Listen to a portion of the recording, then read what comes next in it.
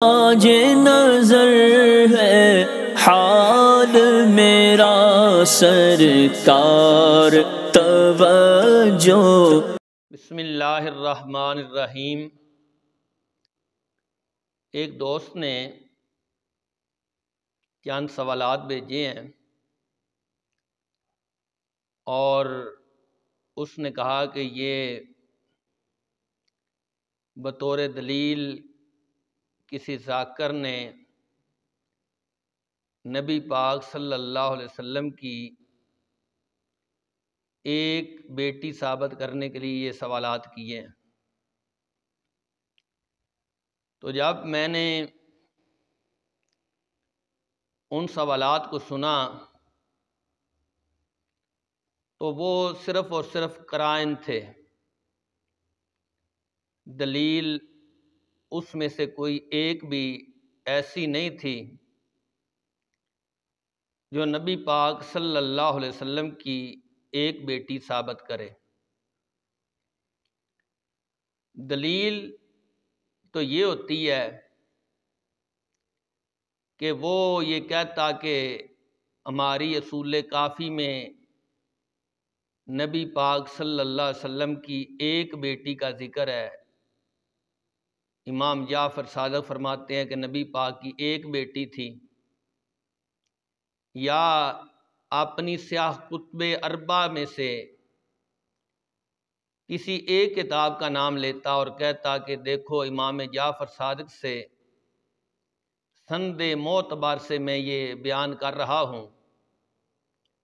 کہ نبی پاک کی ایک بیٹی ہے، یا اہل سنت کی کسی کتاب سے کہتا کہ یہ تمہاری سیاستہ سے، یا کسی بھی معتبر کتاب سے یہ کہتا کہ دیکھو اس میں نبی پاک صلی اللہ علیہ وسلم کی ایک بیٹی کا ذکر ہے، یعنی صحابہ نے کہا کہ نبی پاک کی ایک بیٹی ہے، تو اس بات کو تو دلیل کہا جاتا ہے۔ حالانکہ ان لوگوں کے پاس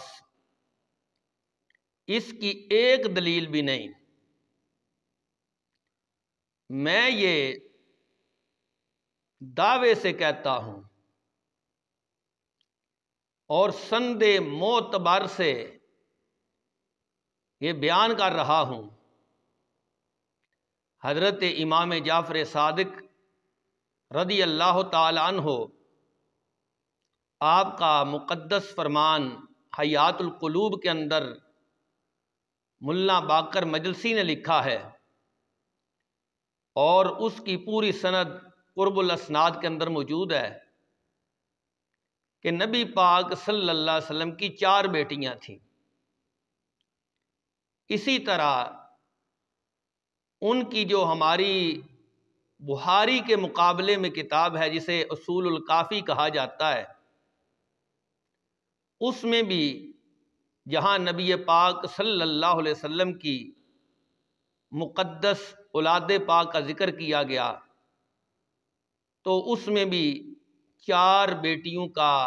نام لے کر ذکر کیا گیا۔ جہاں تک ان سوالات کا تعلق ہے وہ لا یعنی سے سوال ہیں، لیکن پھر بھی ان کے میں جواب ترتیب کے ساتھ دوں گا۔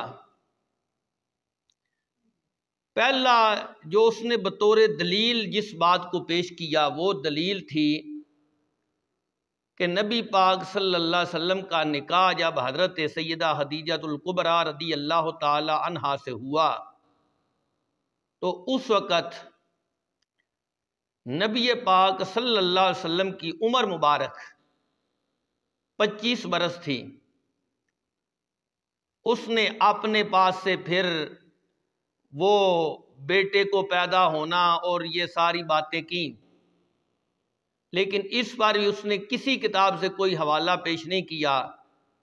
کہ نبی پاک صلی اللہ علیہ وسلم کی پہلی بیٹی کب پیدا ہوئی۔ تو میں ایک نہیں کئی حوالے پیش کر سکتا ہوں۔ سر دست یہ میرے پاس مستدرک امام حاکم ہے، اس کی جلد نمبر 4 ہے۔ اس میں امام حاکم فرماتے ہیں والدت زینب بنت رسول اللہ صلی اللہ علیہ وسلم سانۃ ثلاثین من مولد النبی صلی اللہ علیہ وسلم،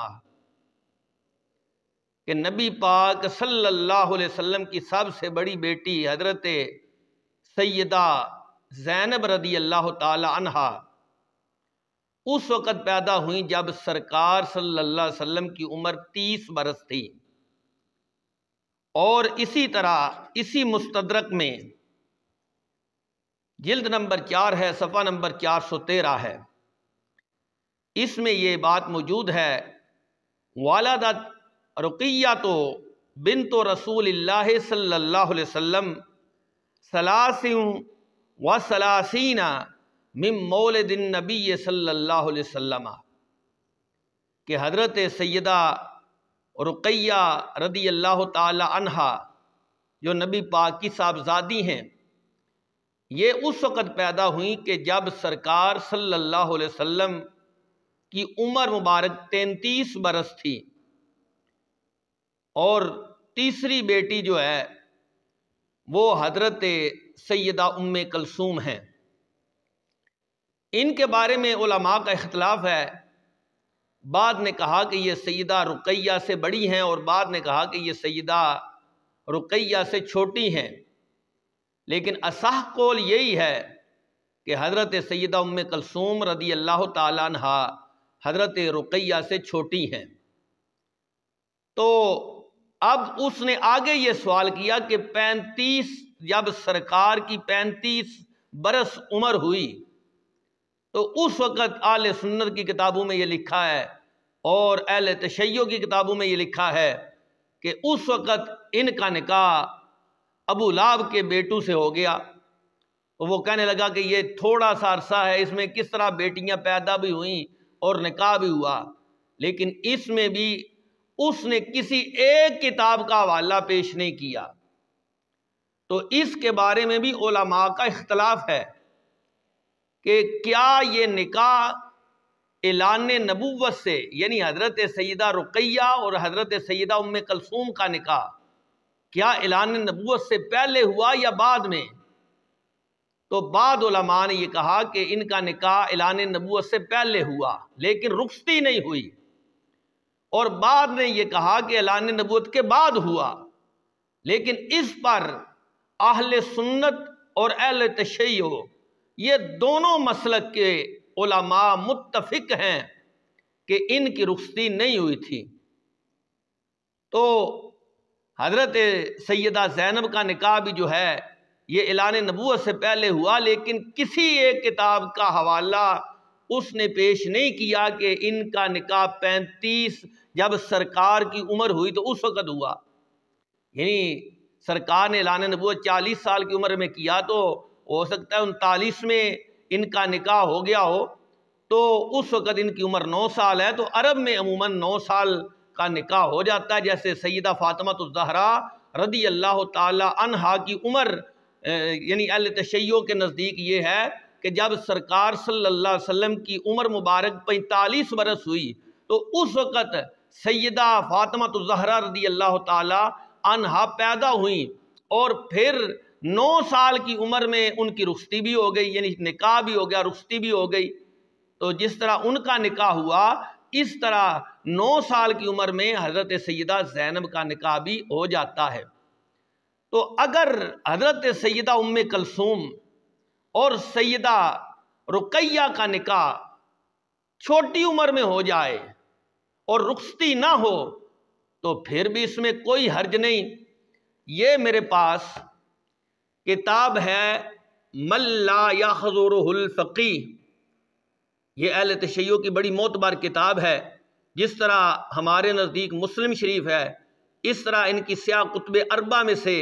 یہ دوسرے نمبر کی کتاب ہے۔ اس کی جلد نمبر 3 ہے، صفحہ نمبر 250 ہے، یہ ایران کی چھپی ہے۔ اس میں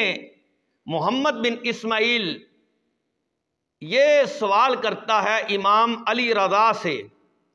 کہتا ہے انسبی یزوجھا ابوہا، کہ ایک چھوٹی بچی ہے اس کا نکاح جو ہے اس کا باپ کر دیتا ہے،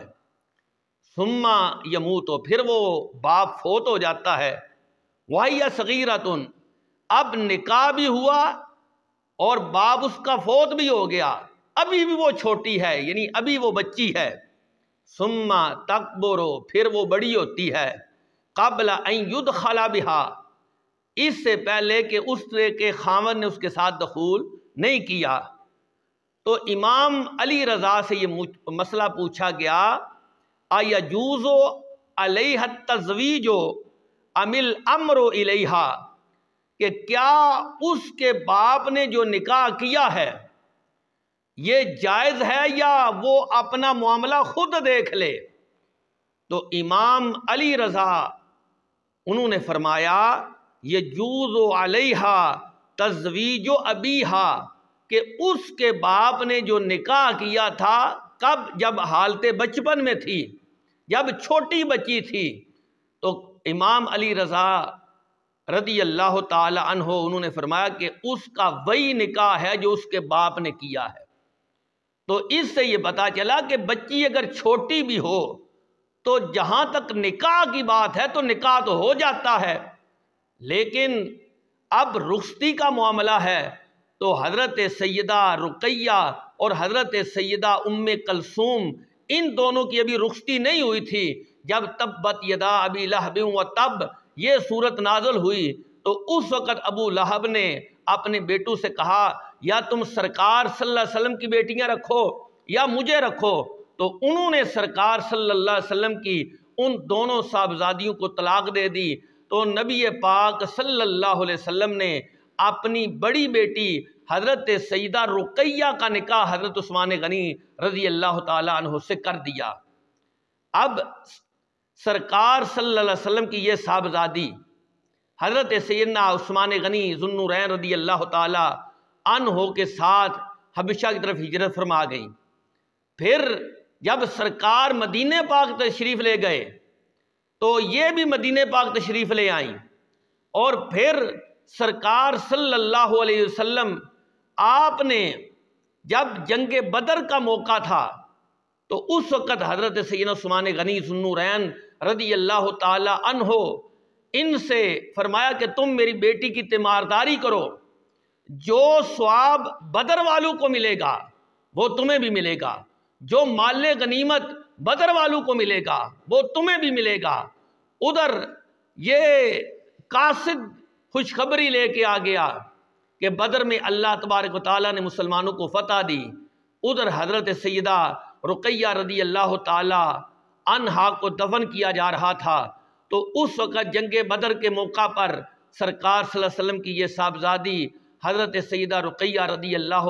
تعالی عنہا یہ وصال فرما گئیں۔ تو پھر نبی پاک صلی اللہ علیہ وسلم نے حضرت سیدنا عثمان غنی رضی اللہ تعالی عنہ سے حضرت سیدہ ام کلثوم کا نکاح 3 ہجری ربیع الاول شریف میں کیا، تو جمادی الثانی کے اندر حضرت سیدہ ام کلثوم کی رخصتی ہوئی۔ تو یہ اتنا عرصہ جو ہے یہ بیت گیا،